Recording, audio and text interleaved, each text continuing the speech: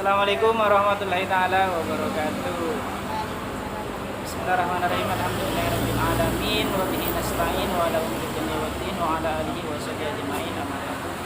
Rabbi ishrah li sadri wa yassir li amri wa hlul 'uqdatam min lisani yafqahu qawli. Yang terhormat dosen pengampu mata kuliah Qiraatul Kutub Bapak Ali Zainul. Yang saya hormati kawan-kawan semua. Baiklah, di sini kami kelompok pertama akan mempresentasikan makalah kami yang berjudul Adab Seorang Santri dalam Mencari Ilmu. Nah, di sini ada pemakalah pertama yaitu Saudari Rika, pemakalah kedua yaitu Saudari Melisa, pemakalah ketiga yaitu saya sendiri. Baiklah, saya serahkan kepada pemakalah pertama. Assalamualaikum warahmatullahi wabarakatuh.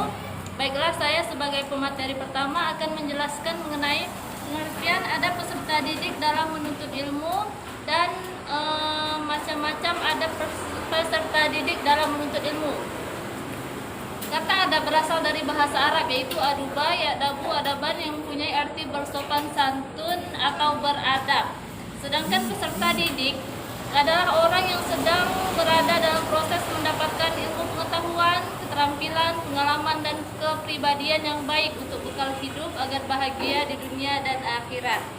Jadi adab peserta didik dalam menuntut ilmu adalah bagaimana interaksi seorang peserta didik dengan lingkungannya dalam proses belajar mengajar.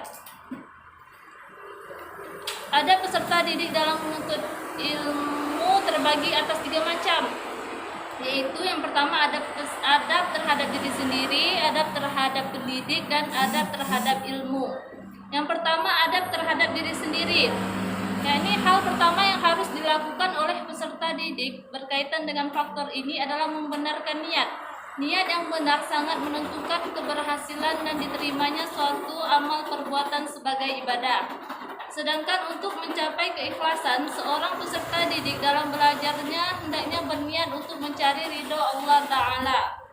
Kedua, memiliki hasrat, yaitu kemauan, gairah, moral, dan motivasi yang tinggi dalam mencari ilmu, serta tidak merasa puas dengan ilmu yang diperolehnya. Hasrat ini menjadi penting sebagai persyaratan dalam pendidikan, sebab persoalan manusia tidak sekedar mampu, tetapi juga mau. Dan yang ketiga yaitu menghiasi seluruh aktivitas pribadinya dengan akhlak yang baik, seperti salah satunya yaitu bersikap tawadu atau rendah hati dengan cara menanggalkan kepentingan pribadi untuk kepentingan pendidikannya. Jangan aku.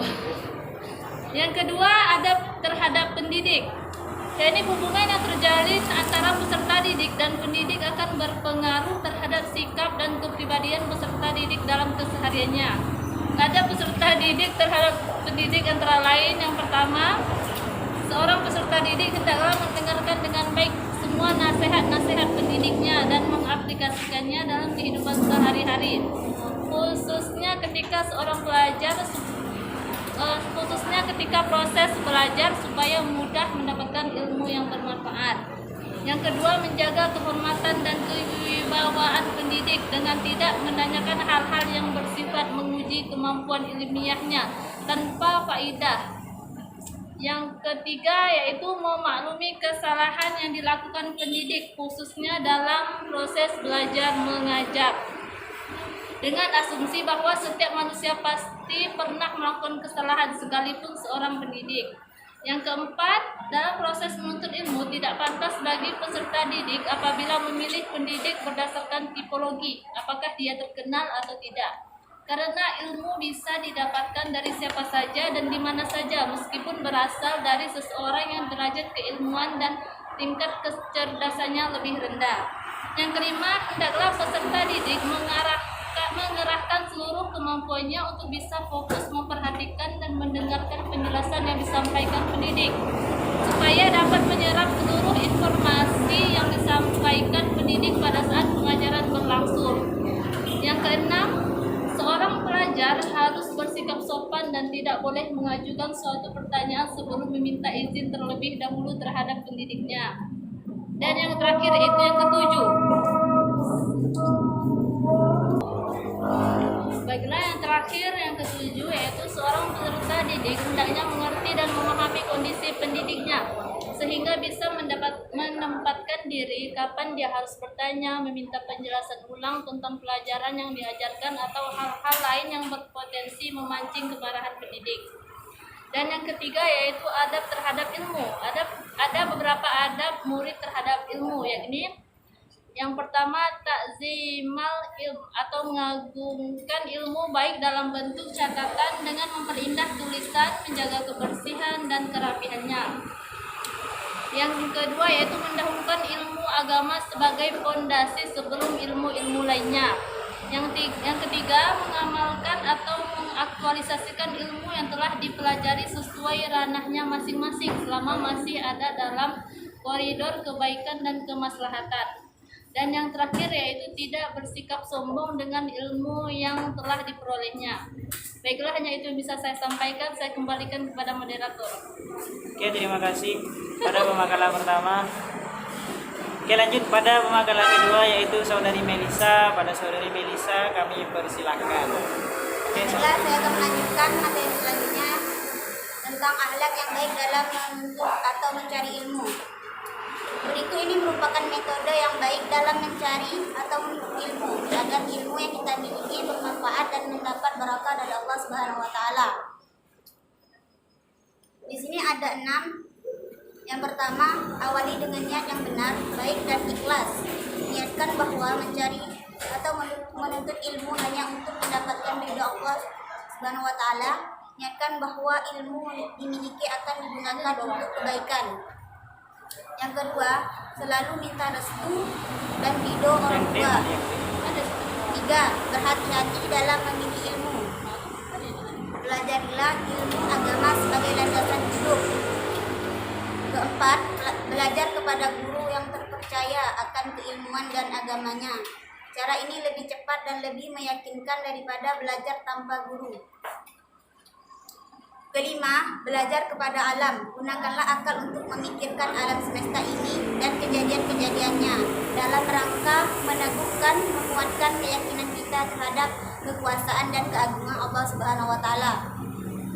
Yang keenam, belajar dari pengalaman dan ujian hidup. Jika hidup dan kehidupan ini kita jalani dengan kesolehan hati, maka setiap pengalaman dan ujian atau cobaan dapat kita jadikan pelajaran. Sabar dan syukur kepada Allah merupakan dua aspek penting dalam mengambil atau memetik pelajaran dari pengalaman dan ujian hidup. Jikalau sudah memiliki ilmu, maka kita diwajibkan untuk mengamalkan, karena ini merupakan sebuah syarat dari kesempurnaan kita dalam menuntut ilmu. Dan salah satu amalan yang tidak terputus sampai kita mati adalah ilmu yang bermanfaat. Sebagaimana Nabi kita Muhammad SAW bersabda, apabila seorang keturunan Adam meninggal dunia, maka terputuslah amalnya kecuali dari 3 hal. Yang pertama, sedekah jariah. Yang kedua, ilmu yang bermanfaat. Dan yang ketiga, seorang anak saleh yang mendoakannya. Hadis riwayat Muslim. Baiklah, hanya itu saya kembalikan kepada moderator. Oke, terima kasih pada saudari Melisa. Sekarang giliran pemakalan ketiga yaitu saya sendiri. Saya akan membahas di sini tentang akibat tidak lurusnya niat dalam menuntut ilmu. Jadi dalam menuntut ilmu itu ada beberapa niat. Dalam menuntut ilmu kita harus meluruskan niat. Jadi ada beberapa akibat saat niat kita dalam mencari ilmu tidak lurus. Nah, yang pertama, kalau niatnya salah, yang pertama akibatnya mendapatkan tempat di neraka. Dari Ibnu Umar radhiyallahu anhu bahwa Rasulullah sallallahu alaihi wasallam bersabda, barang siapa yang menuntut ilmu untuk mendebat orang bodoh atau berbangga diri di depan ulama atau mencari perhatian manusia kepadanya, maka dia di neraka. Jadi niat dalam mencari ilmu itu harus benar-benar karena mencari ridha Allah. Jadi kalau niatnya mencari popularitas atau hanya ingin berdebat atau ingin berbangga diri, maka itu akan mendapatkan tempat di neraka. Oke, yang kedua, tidak mencium bau surga.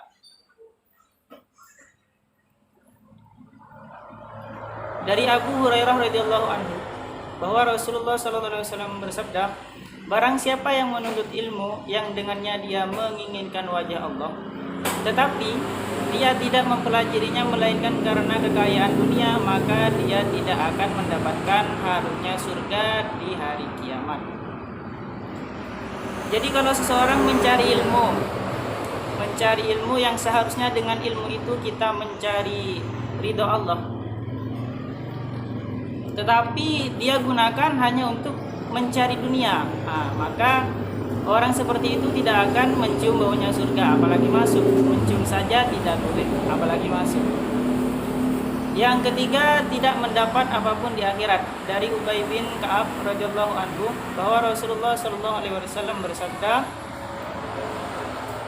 barang siapa di antara mereka beramal amalan akhirat dengan tujuan dunia, maka dia tidak mendapatkan bagian apa-apa di akhirat.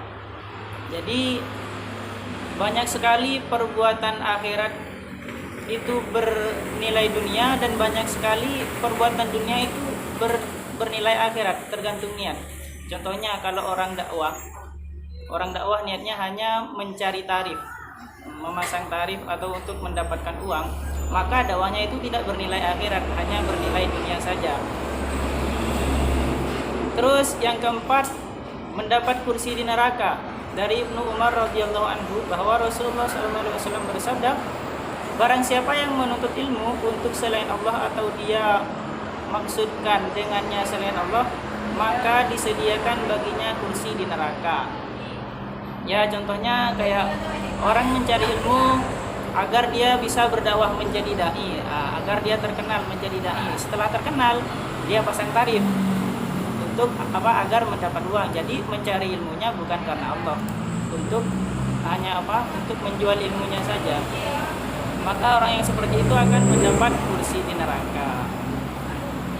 Oke, mungkin itu saja dari kelompok kami. Mungkin bagi teman-teman yang punya pertanyaan, kami persilakan untuk bertanya. Oke, sekian, terima kasih.